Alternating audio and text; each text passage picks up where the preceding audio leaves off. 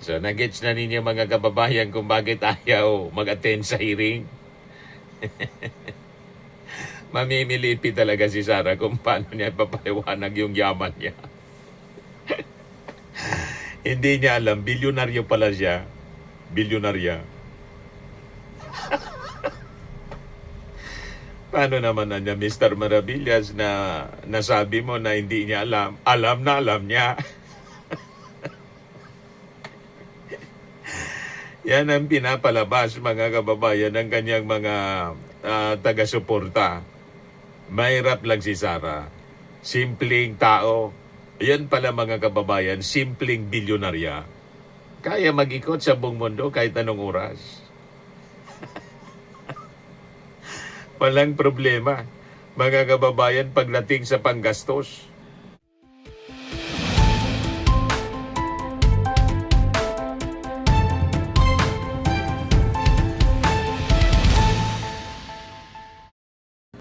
Hello po mga kababayan.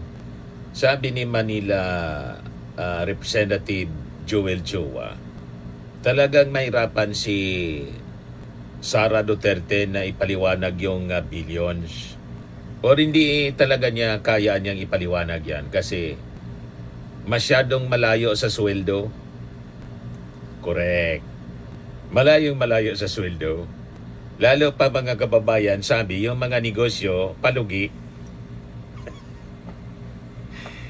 Talaga.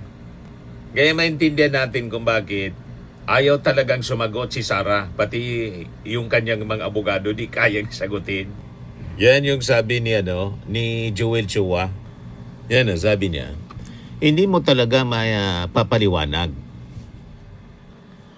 Chua says BP Sara salary falls far short of accounting for billions in transactions. Sabi ni Chua, may mga nakausap ako na nagsasabing paano yon? Parang ang hirap ipaliwanag. Maski sila, mathematically, hindi mo talaga may papaliwanag yon. So, nag-gets na ninyo mga kababayan kung bakit ayaw mag-attend sa hearing. Mamimilipi talaga si Sara kung paano niya ipapaliwanag yung yaman niya. Hindi niya alam, bilyonaryo pala siya. Bilyonarya. Paano naman na niya, Mr. Maravillas, na nasabi mo na hindi niya alam? Alam na alam niya. Yan ang pinapalabas, mga kababayan, ng kanyang mga taga-suporta. Mahirap lang si Sara. Simpleng tao. Yan pala, mga kababayan, simpleng bilyonarya. Kaya mag-ikot sa buong mundo kahit anong oras. Walang problema, mga kababayan, pagdating sa panggastos. Sabi dyan, at kahit na anong sweldo mo, magkano ba ang sweldo ng pangalawang Pangulo? 300,000 na. Mga ganon. Sa isang taon, that is 3.6 million pesos. The Vice President is entitled to salary grade 32, which amounts to more than 300,000 pesos a month man lang. Ganun lang pala kaliit, mga kababayan, ang sweldo ng Vice Presidente. Napakaliit lang, mga kababayan. 300,000 plus, salary grade 32. Talo pa yan ng mga revenues ng mga vloggers. O, di ba? Kaya ini Mr. Maravillas, maraming mga vloggers talaga yumaman. Ayan po. Kaya nga, yun ang tanong ng ating mga mamamayang Filipino at pati ng mga congressmen. Salary grade 32, more than 300,000 lang naman. Paano naging bilyon? Bilyon yung dumaloy. Malinaw naman na niya, Mr. Maravillas, kung saan galing based sa presentation ni Trillanes. Kaya si dating Senador Trillanes, never na kinakasuhan, mga kababayan, ng mga Duterte. Kasi totoo, mga kababayan, yung kanyang mga sinasabi. Pag kinasuhan nila si Trillanes, lalong mako-confirm sa husgado, sa korte mismo mako-confirm. Siyempre, magde-defend sila. At patutunayan nila na hindi totoo, mayawak na dokumento si Trillanes. So, ganun yon mga kababayan. So, sabi dito sa balita, her previous positions as Davao City Mayor and Vice Mayor carried significantly lower salaries, yet it was also during this period the Anti-Money Laundering Council or AMLAC saw a steady rise in covered and suspicious transactions in her and her husband's bank accounts. It reached a total of 6.7 billion pesos by 2025 with a net inflow of 2.88 billion pesos. Kaya sabi po ni Joel Chua, kasi kung titingnan mo yung SALN nung naging vice president siya, maliit na yung pinapasok niya. Pero nung vice mayor siya, ang laki. May 600 million na pumasok. Sabi po ni Chua, hindi naman isa yon, siguro maraming transaksyon. May mga pumapasok 20 million, 30 million, 50 million. But at the time kasi siguro hindi nila na-anticipate na magiging national figure sila. Ang nagpasobo si Amy Marcos.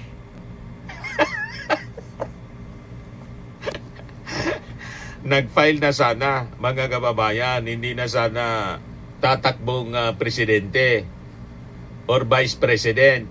Pero presidente yung una pala na intensyon, sabi ni Ramil Madriaga. Tapos, nag-file na pagka mayor na lang. Kasi si PBBM, biglang nag-announce na kakandidatong presidente. Biglang natakot si Sara Duterte. Kaya mayor na lang para hindi mapahiya. Kinausap mga kababayan ni Amy Marcos, pero iba man yung statement ni Sara Duterte. Nag-apply daw siya na vice presidente. Sa mismong statement niya. Yan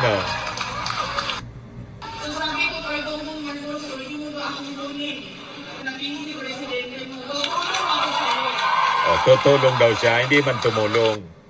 Sabi ko, pardon mong Marcos, hindi mo ba akong kunin na vice presidente mo? Malinaw ang resibo. So sabi ni Joel Chua, hindi niya siguro na-anticipate nila na magkakaganon. Ito na ngayon. Inaway-away kasi yung ating Pangulo. Yan ang rason dyan mga kababayan. Yan tuloy ang nangyari. So sabi dyan, Chua also said that Duterte's statement of assets, liabilities, and net worth or SALNs alone already demonstrate multiple red flags. Even if the Vice President had declared her cash on hand in bank deposits under others, he pointed out that the figure only accounts for a few millions anya. Paliwanag mga kababayan ni Joel Chua, assuming niya for the sake of argument, sasakyan natin yung sinasabi. 5.8 million lang yon. Million ha? Not billion. 5.8 million. Chua, a lawyer and a member of the Committee on Justice, also noted that the SALN law niya requires cash to be declared as separate inline item. Kung titingnan mo niya yung batas behind the SALN, meron doon talagang specific provision for cash. Cash on hand at cash on bank. So may specific talaga doon na nakaseparate, sabi po ni Chua. Kasi sinasabi nila, you're not supposed to look at the SALN before the Vice President. But also, yung point of comparison mo, except to look back kung ano yung kanyang dinideclare from the first time that she was elected as a public official, that was in 2007, paliwanag ni Chua. Yung net worth niya ni Sara jump 11-fold from 7 million noong 2007 to 88.5 million in 2024. Yet for the last 6 years niya, she served as a public official. As a public official, her SALNs made no explicit disclosure of cash as liquid assets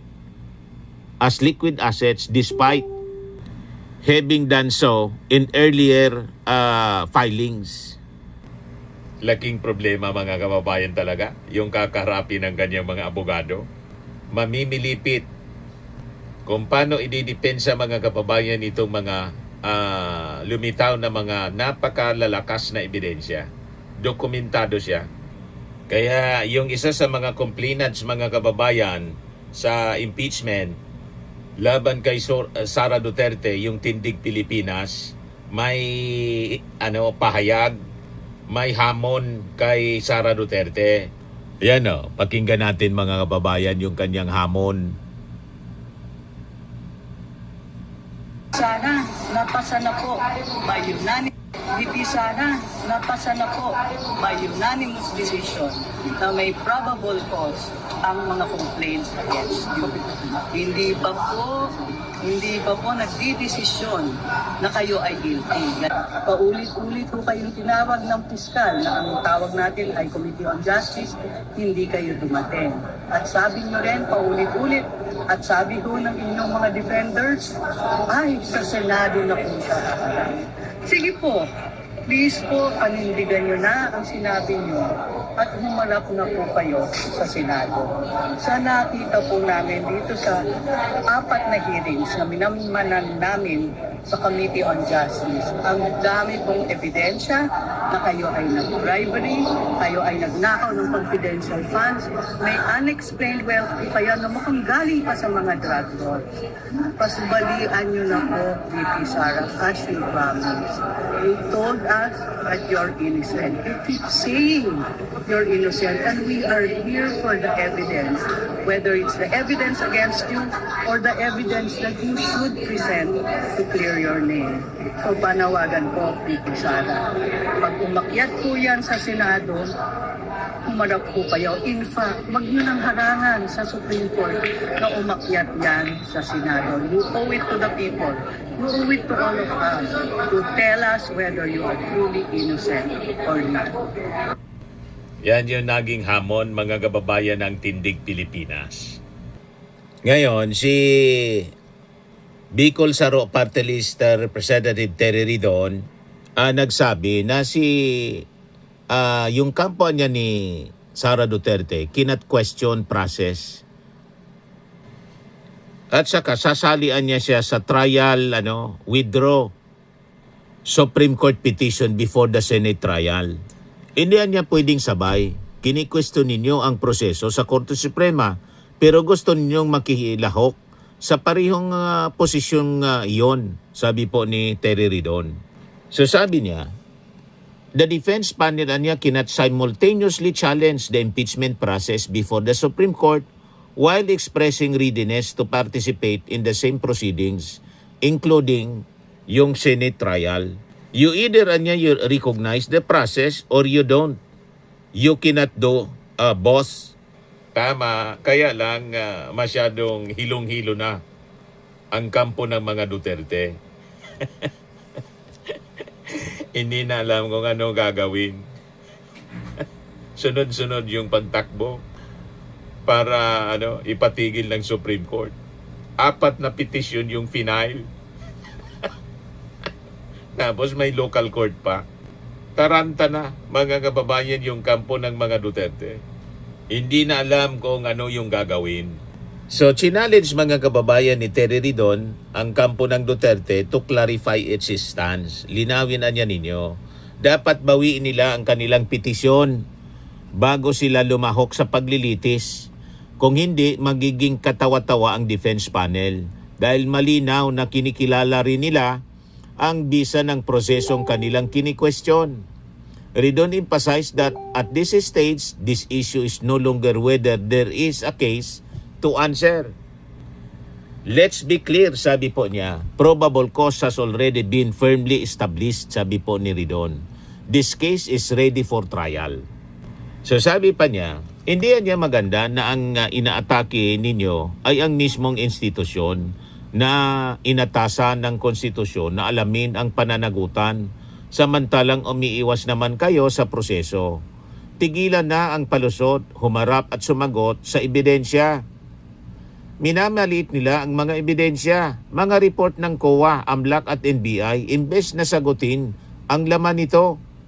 He stressed that discrediting evidence without rebutting it raises serious questions about the camp's readiness for trial.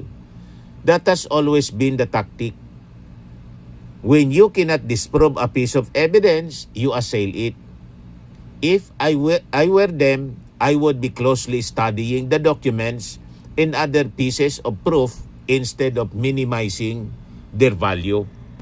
He also rejected the defense panel's claims that certain evidence, particularly video recordings, were spliced or curated, citing testimony from the National Bureau of Investigation. Sabi ni Ridon, these are original raw videos preserved by Meta upon request of the NBI and have been properly authenticated. Correct. At saka, nakita na yung video, alam na alam ng ating mga mamamayang Filipino. Si Sarah yun. Kini-question nila, curated daw tapos splice. Alangan man yung full video, i-replay dun sa Congress. Sayang ng panahon mga kababayan. Siyempre, in-splice para yung portion lang kung saan binantaan, pinagmumura at sinabing no joke, may kinuha na siyang assassin. Yun lang yung ipinakita. Alaman yung from the start of the online press con. At saka talagang i-splice. Kasi may iba pang videos at iba pang pagkakataon na nagbanta siya tulad ng sinabi niya, ibang occasion yon, ibang pa-press con na gusto niyang hukayin yung bangkay ng tatay ng ating Pangulo at itapon sa West Philippine Sea. At saka yung ini-imagine yung ulo ng ating Pangulong Bongbong Marcos na pugutan. Di ba? Ibang press con yun. So, yung pag-splice po is necessary. Kailangan talagang gawin. Authenticated ng National Bureau of Investigation at authenticated po ng mamamayang Pilipino. Nakita nila lahat.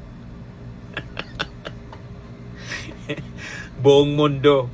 Kaya yung mga kwento ni Sarah na hindi siya nagbanta, pure yun na panluloko niya sa mga mamamayang Pilipino. Pati sarili niya, niluloko niya. Di ba, mga kababayan? Kaya sabi ni Terry Rodon, accountability niya is not resolved through press conferences. It is resolved in the trial. Kung handa sila, humarap sila. Kung hindi, huwag nilang sirain ang proseso habang ginagamit nila ito. Malinaw pa? Malinaw pa na sa sikat ng araw, Mr. Maravillas.